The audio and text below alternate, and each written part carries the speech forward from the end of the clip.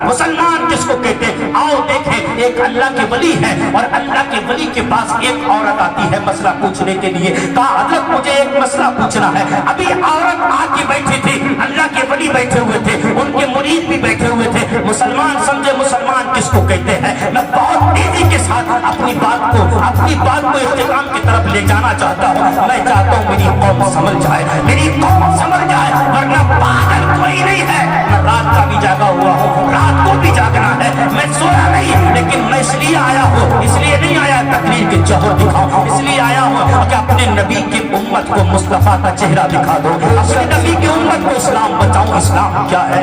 نبی کے دیوانوں ہم نے خود اسلام کو بدنام کیا ہے. اسلام کا کوئی دشمن ہے تو وہ مسلمان ہے، قرآن کا کوئی دشمن ہے تو وہ مسلمان ہے، علماء کا کوئی دشمن ہے تو وہ مسلمان ہے. تم نے ان کے طریقے کو چھوڑ دیا، دنیا تمہیں ذلیل کرنے لگی. تم نے علماء کے دامن کو چھوڑ دیا، دنیا تمہیں پیٹنے لگی. تم نے سمجھا ہی نہیں اسلام کیا ہے. تم نے سمجھا بس پیر کا دامن نہیں چھوڑنا اسلام ہو گیا. تم نے سوچا بھاگ کے گئے، پیر کے ہاتھ کو چوما بس ہو گیا کام. اب پیر کے ہاتھ چومنے سے جنت تب تک نہیں ملے گی جب تک ماں باپ راضی نہیں ہو جائیں گے. ماں باپ کو ستانے والوں، ظلم کرنے والوں سمجھو اسلام کیا ہے. ایک عورت اللہ کے ولی کی بارگاہ میں پہنچی، عرض کرتی حضور مجھے مسئلہ پوچھنا. ابھی اس نے گفتگو شروع کی تھی، اتنے میں اس کی ہوا خارج ہو گئی. ہوا جب خارج ہوئی نا اس کی، تو وہ عورت اللہ کے ولی کی طرف دیکھنے لگتی ہے، لیکن شرمندگی محسوس ہوتی ہے. اللہ کا ولی کیا سوچے گا، بڑی بدتمیز عورت ہے. لیکن یہ اپنے ہاتھ میں، کسی کے ہاتھ میں نہیں. ہوا خارج ہوئی اور اللہ کے ولی کی طرف دیکھنے لگی.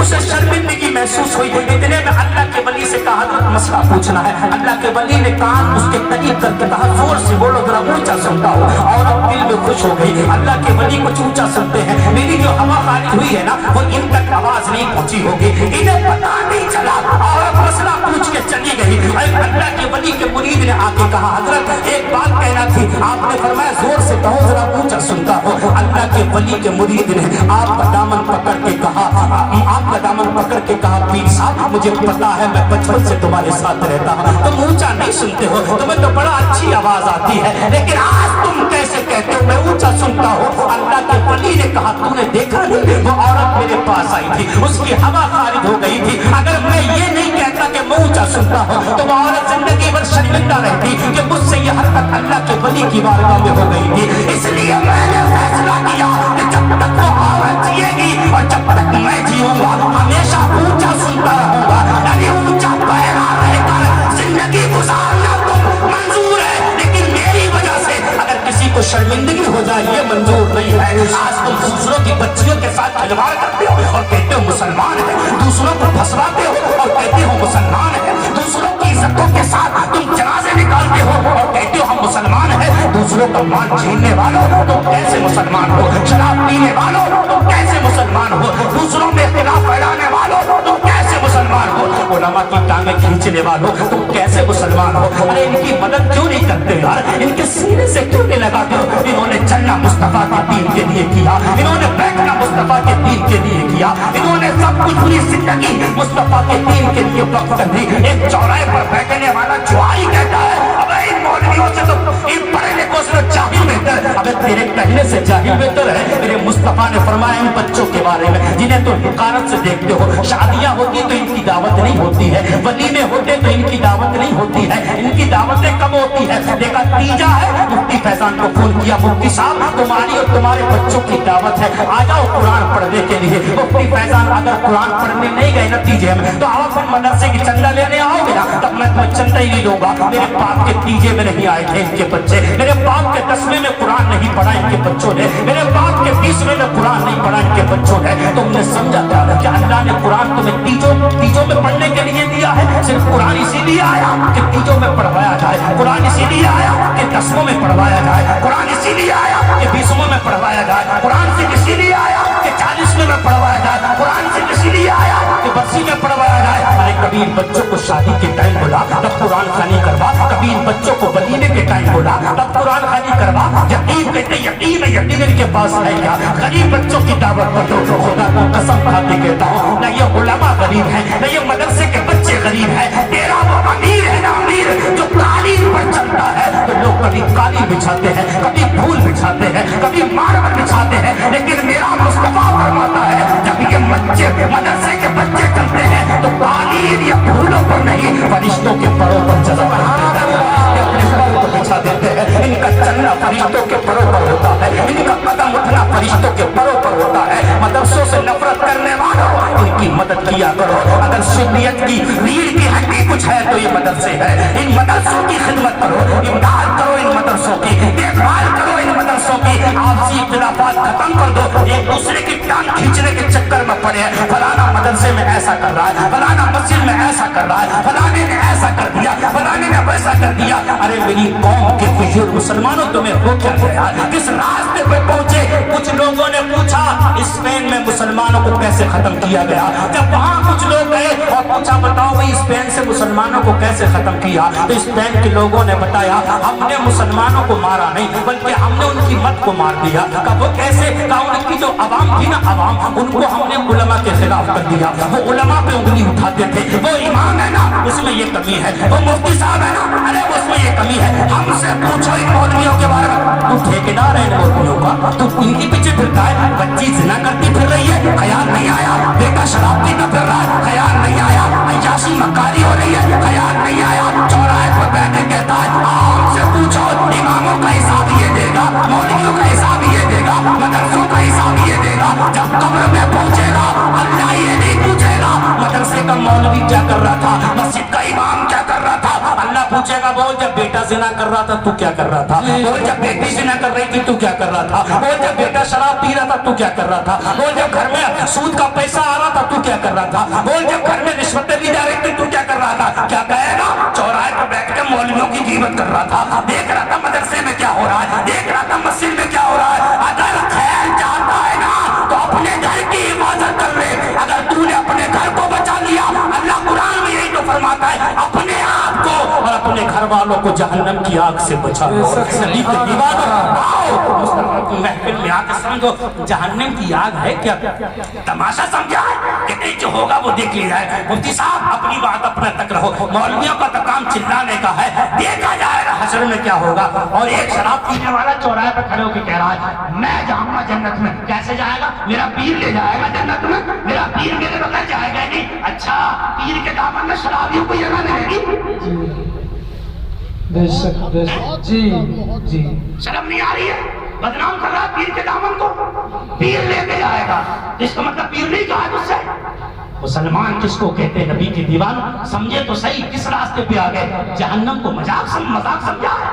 हजरत अब्दुल्ला इब्न अब्बास से रिवायत है, इरशाद फरमाते हैं जब आदम नबी अलैहिस्सलाम को जब जमीन पे उतार दिया गया, आप रोते रहे। जब आपकी तौबा कबूल हो गई ना, जब तौबा कबूल हुई तो आपको भूख का एहसास हुआ। उससे पहले खाना पीना सब कुछ छोड़ रखा था, जमीन की तरफ देख के रोते थे मौला मेरी तौबा कबूल कर ले, परवरदिगार मेरी तौबा कबूल कर ले, ए खालिक के कायनात मेरी तौबा कबूल कर ले। रोते रहे। जब अल्लाह ने तौबा को कबूल किया ना तो भूख का एहसास हुआ। अर्ज की परवरदिगार मुझे भूख लगती है, मैं खाना बनाऊं मौला, आग तो है ही नहीं, मैं आग कहां से लाऊं। अल्लाह ने जिब्राइल से फरमाया जिब्राइल जाओ, जाने के बाद जहन्नम से आग ला के दे दो। आज नौजवान कहता ना तो यार मुफ्ती साहब कहते नमाज पढ़ लो, कहता मौलवी साहब देखा जाएगा, जब होगा देखा जाएगा। 70 साल का बुढ़ा ताश के पत्ते चौराहे पर काट रहा है, मौलवी साहब जब मरेंगे जो होगा वो देखा जाएगा, जब कब्र में पहुंचेंगे जो होगा देखा जाएगा, हश्र में पहुंचेंगे जब होगा देखा जाएगा। आप देख जहन्नम की आग किसको कहते हैं? तूने मजाक समझ रखा है जहन्नम की आग क्या है? मेरे नबी इरशाद फरमाते हैं अल्लाह ने जिब्राइल से फरमाया जिब्राइल जाओ, और जाने के बाद आदम को जहन्नम की आग ला दो थोड़ी सी। खाना बनाने के लिए हजरत जिब्राइल जहन्नम के फरिश्ता जो है ना मालिक उसके पास गए, और जाने के बाद कहा थोड़ी सी आग चाहिए बाबा आदम खाना बनाएंगे। कहा अच्छा, कहा कितनी चाहिए? कहा एक खजूर के बराबर दे दो। हजरत मालिक ने कहा एक खजूर के बराबर? अगर एक खजूर के बराबर जहन्नम की आग दुनिया में पहुंच गई ना तो पूरी दुनिया जल के खाक हो जाएगी, ना आसमान रहेगा ना जमीन रहेगी, कुछ भी बाकी नहीं रहेगा, सब कुछ खत्म हो जाएगा। जिब्राइल ने कहा ऐसा करो फिर आधी खजूर के बराबर दे दो। कहा आधी खजूर के बराबर भी जहन्नम की आग पूरी दुनिया को जला के खाक कर देगी। कहा फिर कितनी चाहिए? कहा एक जौ के दाने के बराबर ले जाओ। जौ का दाना तो देखा होगा जिसकी गर्मियों में सुबह को तुम महेरी खींच के मारते हो 3 कटोरे, वही जौ का दाना, जौ के दाने के बराबर। जिब्राइल कहा ले जाओ। कहा लेकिन जिब्राइल से कहा सुनो ऐसे मत लेके जाना, बल्कि इस जौ के दाने के बराबर जो आग है ना इसको 70 مرتبہ رحمت کے پانی میں ڈبونا، دھونا، پھر زمین پہ لے کے جانا۔ حضرت جبرائیل ایک جو کے دانے کے برابر جہنم کی آگ کو لائے، لانے کے بعد 70 مرتبہ رحمت کے پانی میں دھویا، دھونے کے بعد جب دنیا میں پہاڑ پر لا کر رکھا تو اگر روایتوں میں آتا ہے پہاڑ چل کے خاک بن گیا، سرما بن گیا، پس کے ریزہ ریزہ ہو گیا پہاڑ، اور وہ آگ پھر جہنم کی طرف چلی گئی۔ آج پتھر کو پتھر سے لڑاؤ تو آگ پیدا ہوتی ہے، آج لوہے کو لوہے میں مارو تو آگ پیدا ہوتی ہے۔ اس سے پہلے یہ آگ نہیں تھی، یہ وہ آگ نہیں ہے، یہ اس آگ کی گرمی ہے جو جہنم سے جو کے دانے کے برابر 70 مرتبہ رحمت کے پانی میں دھو کر زمین پر لائی گئی تھی۔ بتاؤ جب جو کے برابر، جو کے دانے کے برابر اگر آگ زمین پر لائی جائے، پتھروں میں آگ پیدا ہوتی ہے، لوہے میں آگ پیدا ہوتی ہے، زمین میں تپش پیدا ہوتی ہے، آسمان چلنے لگتا ہے۔ اسی آگ کے دہتے ہوئے شعلوں پر جب تیرے جوان بیٹے کو ڈالا جائے گا، جب تیری بچیوں کو ڈالا جائے گا، جب تیری بیوی کو ڈالا جائے گا،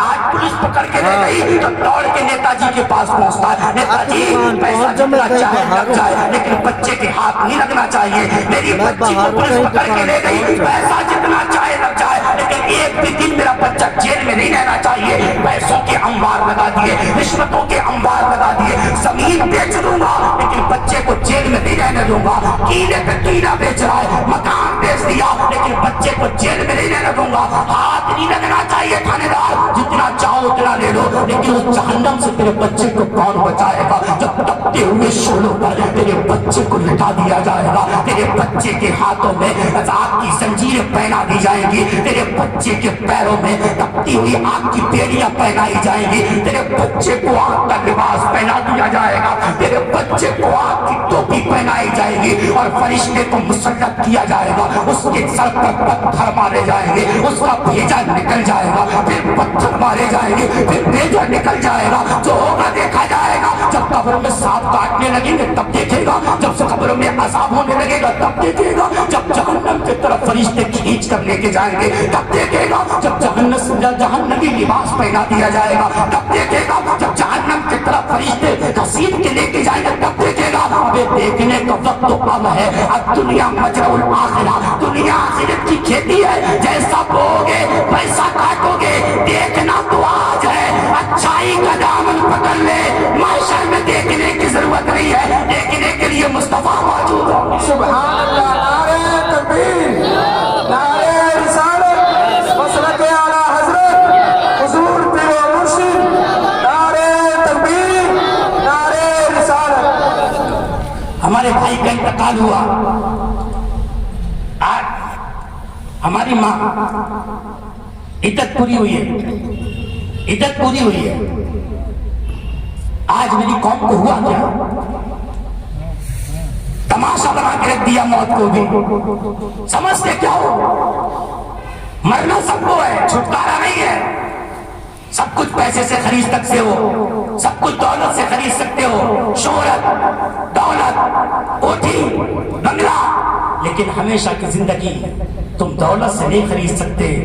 اگر تم کامیابی چاہتے ہو نا تو پھر اپنے بچوں کو سمجھاؤ تمہارے پاس تجارت کے لیے ٹائم ہے، دکان کے لیے ٹائم ہے، کھیت کے لیے ٹائم ہے، ہر کام کے لیے ٹائم ہے۔ اگر ٹائم نہیں ہے تو بچوں کی پرورش کے لیے ٹائم نہیں ہے۔ کچھ دیر بلاؤ، اپنی بیوی کو بٹھاؤ، اپنی بچی کو بٹھاؤ، اپنے بچوں کو بٹھاؤ اور انہیں سمجھایا کرو، بیٹا اسلام یہ نہیں ہے کہ تم عیاشیاں کرتی گھومتے ہو، اسلام تو یہ ہے کہ ایک جوان بیٹی اپنے گھر سے نکلتی ہے، رات کی تنہائی میں دوڑنے لگتی ہے، دوڑتے دوڑتے جب وہ پہنچی مدینے کی گلی میں تو مدینے کی گلی میں یہودیوں کی بازار میں ایک جوان بیٹی 18 سال کی بچی نکلی اور یہودیوں کی بازار میں پہنچی۔ اسلام سمجھو نبی کے دیوانوں، صرف نعرہ لگانے سے کام نہیں چلے گا۔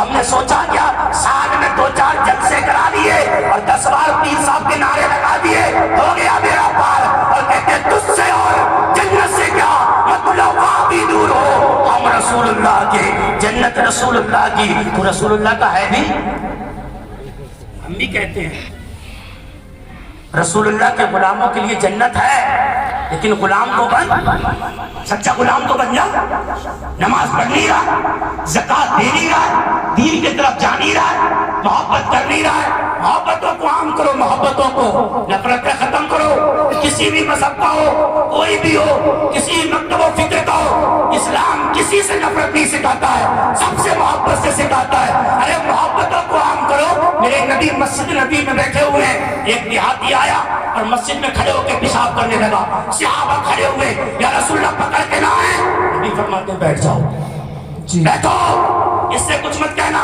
کہاں پیشاب کر رہا تھا؟ مسجد، اونچا بولو، مسجد، کہاں کر رہا تھا؟ بات سمجھ میں آ رہی ہے؟ جی، مسجد میں پیشاب کر رہا تھا، صحابہ نے یا رسول اللہ پکڑ کے لائے، اس نے مسجد کو گندا کیا۔